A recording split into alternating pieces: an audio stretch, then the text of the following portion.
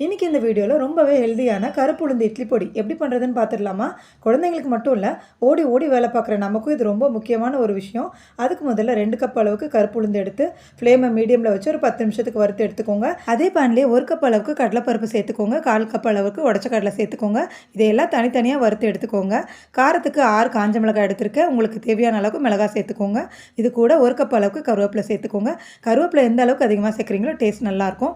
அந்த பேன்லேயே கொஞ்சம் போல் ஆயில் சேர்த்து 1 ஸ்பூன் அளவுக்கு சீரகம், 1/4 ஸ்பூன் அளவுக்கு மிளகு, தேவையான அளவுக்கு பெருங்காயம் சேர்த்துக்கோங்க. கட்டி பெருங்காயம் சேர்த்திங்கன்னா டேஸ்ட் நல்லாயிருக்கும். நான் இன்றைக்கி தூள் தான் சேர்த்துருக்கேன். இது கூட 10 போல் பூண்டு சேர்த்து பூண்டையும் நல்லா வறுத்துக்கோங்க. இப்போ நம்ம வறுத்து வச்ச இன்க்ரீடியன்ஸ் எல்லாம் நல்லா ஆறுனதுக்கப்புறம் மிக்சர் ஜாரில் சேர்த்து தேவையான அளவுக்கு உப்பு சேர்த்து கொஞ்சம் கோர்ஸான பவுடராக அரைச்சி எடுத்திங்கன்னா அட்டகாசமான டேஸ்ட்டில் கருப்புளுந்து இட்லி பொடி ரெடி.